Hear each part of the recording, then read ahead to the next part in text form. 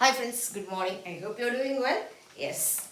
Today let's see tips to TET exam. This is especially for our TET teachers.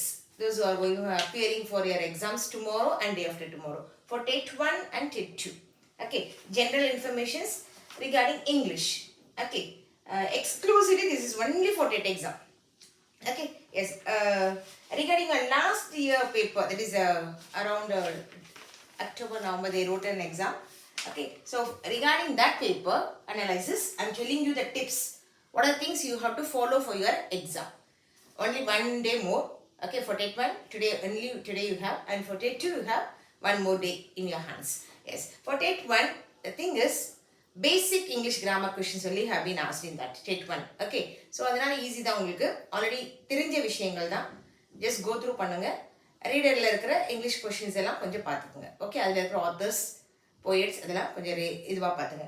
Especially TET 2 பீப்புளுக்கு இன்னும் கொஞ்சம் extra என்ன information அப்படின்னா, purely all this 30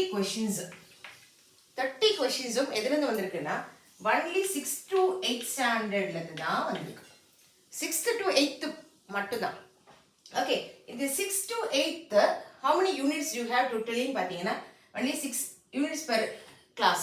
okay, so 6 3s are 24 units தான். அந்த யூனிட்ஸ்ன்றது கொஞ்சம் pages தான் இருக்கும். ஒரு ரெண்டு பேஜ் தான் ஒரு யூனிட் இருக்கும். ஒரு யூனிட்ல ஒரு ப்ரோஸ் இருக்கும், ஒரு போய்ட்ரி இருக்கும், ஒரு சப்ளிமெண்ட்ரி இருக்கும். Okay, S. ஸோ நீங்கள் பார்த்தீங்கன்னா ஹார்ட்லி ஒரு 2 hours உட்காந்தீங்கன்னா ஒரு 6th புக் முடிச்சிடலாம். அடுத்து ஒரு 2 hours ஒரு 7th புக்கு, அடுத்து 2 hours ஒரு 8th புக்கு.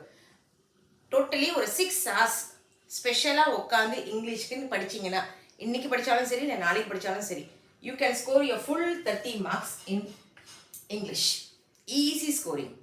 ஒன்லி திங் அந்த 6 units இருக்கிற விஷயங்கள் படிக்கணும். ஃபர்ஸ்ட் என்ன படிக்கணும்? Authors name, about authors. அந்த எல்லா 24 units உடைய ஆத்தர்ஸ் நேம் கண்டிப்பாக தெரியணும். அண்ட் அபவுட் ஆத்தர்ஸ் அங்கே எல்லாத்துலேயுமே பார்த்தீங்கன்னா பின்னாடி உங்களுக்கு ஒரு புக் கொடுத்துருப்பாங்க, அபவுட் ஆத்தர்ஸ் கொடுத்துருப்பாங்க. ஒரு பிங்க் பாக்ஸில் இருக்கும்.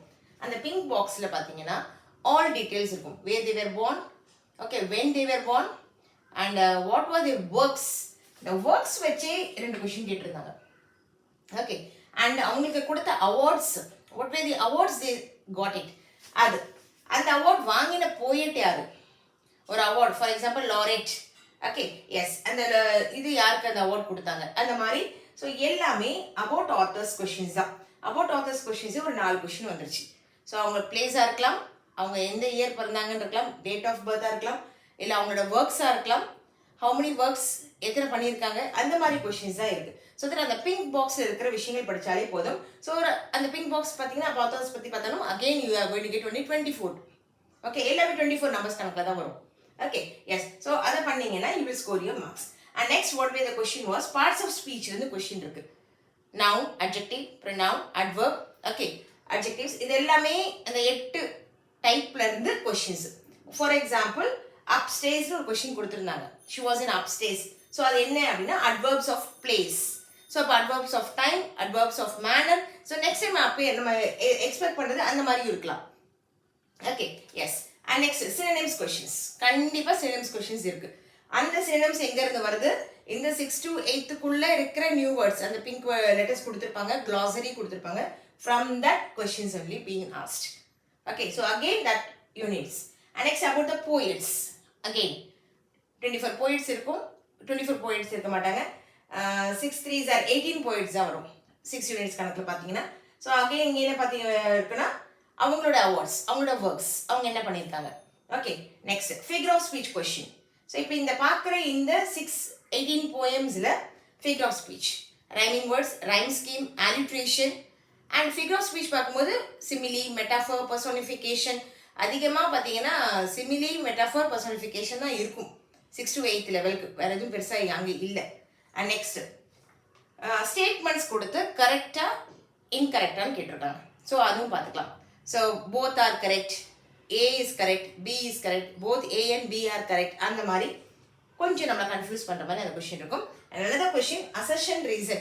லைக் சயின்ஸில் கொடுப்பாங்களே, அசர்ஷன் கொடுத்துட்டு அப்புறம் அதுக்கு ரீசனும் கொடுப்பாங்க. Both assertion and reason are correct, no assertion is correct, reason is wrong, அந்த மாதிரி you have to select the answers. And next antonyms. 1 or 2 question தான் ஆன்டனிம்ஸ் வந்திருக்கு. ஸோ சினோனிம் இருந்தால் கண்டிப்பாக ஆப்வியஸாக ஆன்டனிம்ஸ் இருக்கும்.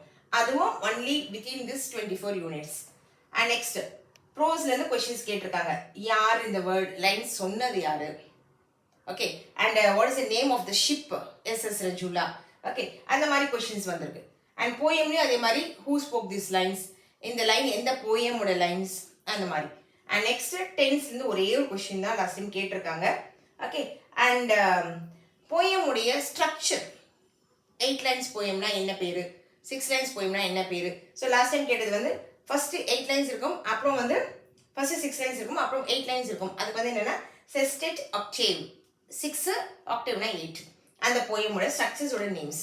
ஓகே. ஸோ அதுவுமே நீங்கள் இந்த 6 போயம்ஸ் அந்த 18 போயம்ஸ் படிக்கும் போதே you will get to know that எந்த போயம் எந்த லைன் ஸ்ட்ரக்சரில் இருக்குன்ற மாதிரி உங்களுக்கு அந்த இன்ஃபர்மேஷன் அதுலேயே கிடைச்சிடும். So that overall TET exam, TET 2 எக்ஸாமுக்கு நீங்கள் உங்களுடைய 6th to 8th கொடுத்துருக்கிற பிங்க் பாக்ஸஸை கேர்ஃபுல்லாக நோட் பண்ணாலே you will score your full 30 marks. At least 25 marks you will score it. ரொம்ப ஈஸியாக அப்ரோச் போயிட்டு சப்ளிமெண்ட்ரி வச்சு you can score your marks. Okay. So be concentrate in your authors and poets. Got it? Yes. So by the time நிறைய பேருக்கு நிறைய materials கிடச்சிருக்கும், எல்லாமே authors எல்லாம் அப்படியே சேர்த்து மொத்தமாக வைக்கிற மாதிரி. ஸோ அந்த மாதிரி கூட ஒரு வாட்டி ரிவைஸ் பண்ணிக்கோங்க. I wish you want to succeed in this exam. Okay. Thank you friends. Have a nice day.